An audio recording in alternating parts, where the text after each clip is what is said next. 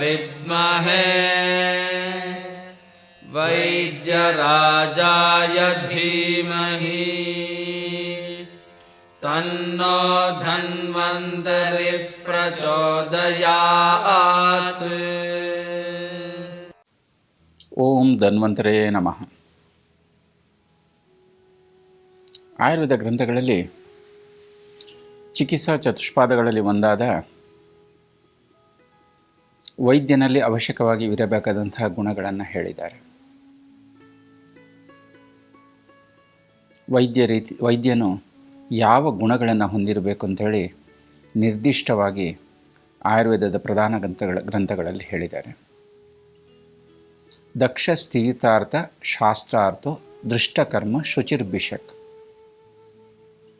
ವೈದ್ಯನಿಗೆ 4 ಗುಣಗಳಿರಬೇಕು ಅಂಥೇಳಿ ಈ ಶ್ಲೋಕದಲ್ಲಿ ತಿಳಿ ಹೇಳಲಾಗಿದೆ. ವೈದ್ಯನು ದಕ್ಷನಾಗಿರಬೇಕು, ಸ್ಥಿತಾರ್ಥ ಅಂದರೆ ಒಳ್ಳೆಯ ಗುರುವಿನಿಂದ ಜ್ಞಾನವನ್ನು ಪಡೆದಿರಬೇಕು, ದೃಷ್ಟಕರ್ಮ ಪ್ರಾಕ್ಟಿಕಲ್ ಆಗಿ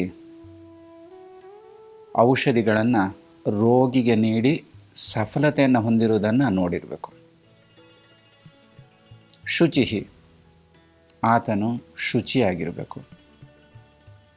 ಇಲ್ಲಿ ಶುಚಿ ಹೇಳುವಂಥದ್ದು ಶಾರೀರಿಕ ಹಾಗೂ ಮಾನಸಿಕ ಶುದ್ಧತೆಯನ್ನು ತಿಳಿಸ್ತದೆ. ಈ 4ರಲ್ಲಿ ಮೊದಲನೇ ಗುಣ ದಕ್ಷ. ವೈದ್ಯನು ದಕ್ಷನಾಗಿರಬೇಕು, ಚತುರನಾಗಿರಬೇಕು. ವೈದ್ಯನಲ್ಲಿ ಈ ಗುಣ ಇರಲೇಬೇಕು. ಒಳ್ಳೆಯ ಜ್ಞಾನವನ್ನು ಹೊಂದಿರಬೇಕು. ಎರಡನೇ ಗುಣವಾದಂಥ ಸ್ಥಿತಾರ್ಥ ಅಂದರೆ ಒಳ್ಳೆಯ ಗುರುವಿನಿಂದ ಜ್ಞಾನವನ್ನು ಪಡೆದಿರಬೇಕು. ಯಾವುದೇ ರೀತಿಯಾದಂತಹ ನ್ಯೂನತೆ ಇರಬಾರ್ದು. ಆ ಗುರುವಿನ ಬಳಿ ಸದಾ ಇದ್ದು ಗುರು ಕೊಡುವಂತಹ ಚಿಕಿತ್ಸೆಯನ್ನು, ಗುರು ಹೇಳಿಕೊಡುವಂತಹ ಒಂದು ಜ್ಞಾನವನ್ನು ಪ್ರತಿನಿತ್ಯ ನೋಡಿ ಆ ವೈದ್ಯನಲ್ಲಿ ಆ ಜ್ಞಾನವು ಬಂದಿರಬೇಕು. ಒಳ್ಳೆಯ ಗುರು ಇಲ್ಲ ಅಂತ ಹೇಳಿದರೆ ದೊರಕುವಂಥ ಜ್ಞಾನವೂ ಸಹ ಅಲ್ಪ ಆಗ್ತದೆ. ಆಗ ಇಂತಹ ವೈದ್ಯನು ಯಾವುದೇ ರೀತಿಯಾದಂತಹ ಒಂದು ಕ್ಲಿಷ್ಟಕರವಾದಂತಹ ರೋಗಿಗಳು ಬಂದಾಗ ಚಿಕಿತ್ಸೆಯನ್ನು ನೀಡಲಿಕ್ಕೆ ಒಂದು ಸಾಮರ್ಥ್ಯವನ್ನು ಹೊಂದಿರುವುದಿಲ್ಲ. ಮೂರನೇ ಗುಣವಾದಂತಹ ದೃಷ್ಟಕರ್ಮ. ವೈದ್ಯ ವೃತ್ತಿಗೆ ಇದು ಅವಶ್ಯಕವಾಗಿದೆ. ವೈದ್ಯಶಾಸ್ತ್ರ ಹೇಳುವಂಥದ್ದು ಒಂದು ಪುಸ್ತಕದ ಬದನೆಕಾಯಿ ಅಲ್ಲ. ತಿಂಗಳಾನುಗಟ್ಟಲೆ, ವರ್ಷಾನುಗಟ್ಟಲೆ ಬರೀ ಪುಸ್ತಕವನ್ನು ಓದಿ ನಂತರ ವೈದ್ಯ ವೃತ್ತಿಗೆ ಇಳಿತೇನೆ ಅಂತ ಹೇಳಿದರೆ ಅದು ಸಾಧ್ಯವೇ ಇಲ್ಲ. ದೃಷ್ಟಕರ್ಮ ಗುರು ಕೊಡುವಂಥ ಚಿಕಿತ್ಸೆಯನ್ನು ಪ್ರಾತ್ಯಕ್ಷಿಕವಾಗಿ ಅಲ್ಲಿಯೇ ಇದ್ದು ನೋಡಬೇಕು.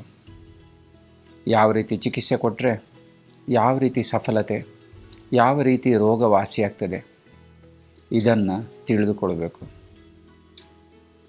ಕ್ಲಿಷ್ಟಕರವಾದ ರೋಗಗಳುಂಟಾದಾಗ ಯಾವ ರೀತಿ ಅದನ್ನು ಬಗೆಹರಿಸ್ಬೋದು,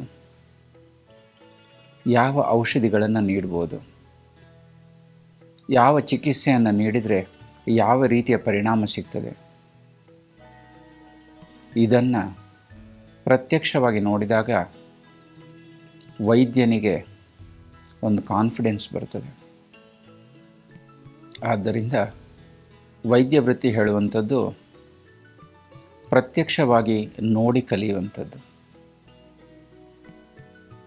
ಇದನ್ನು ಮೂರನೇ ಗುಣವಾಗಿ ವೈದ್ಯನಲ್ಲಿರಬೇಕು ಅಂತೇಳಿ ಆಯುರ್ವೇದ ಶಾಸ್ತ್ರದಲ್ಲಿ ಹೇಳಿದ್ದಾರೆ. ನಾಲ್ಕನೆಯ ಗುಣ ಶುಚಿ. ಇಲ್ಲಿ ಶುಚಿ ಅಂತ ಹೇಳಿದರೆ ಶಾರೀರಿಕ ಹಾಗೂ ಮಾನಸಿಕ ಶುಚಿ. ಶಾರೀರಿಕವಾಗಿಯೂ ಶುದ್ಧವಾಗಿರಬೇಕು, ಶುಚಿಯಾಗಿರಬೇಕು. ಅದೇ ರೀತಿ ಮನಸ್ಸು ಸಹ ಶುದ್ಧವಾಗಿರಬೇಕು. ಮನಸ್ಸು ಕಲ್ಮಶಗಳಿಂದ ಕೂಡಿ ಚಿಕಿತ್ಸೆಯನ್ನು ನೀಡಿದರೆ ನಿಜವಾಗಿಯೂ ಸಫಲತೆಯನ್ನು ಹೊಂದಲಿಕ್ಕೆ ಸಾಧ್ಯ ಇಲ್ಲ. ಈ ರೀತಿಯಾಗಿ ಇಂತಹ 4 ಗುಣಗಳನ್ನು ಯಾರು ಹೊಂದಿರ್ತಾರೋ ಅವರು ಶ್ರೇಷ್ಠ ವೈದ್ಯ ಎಂದು ಪರಿಗಣಿಸಲ್ಪಟ್ಟಿದೆ.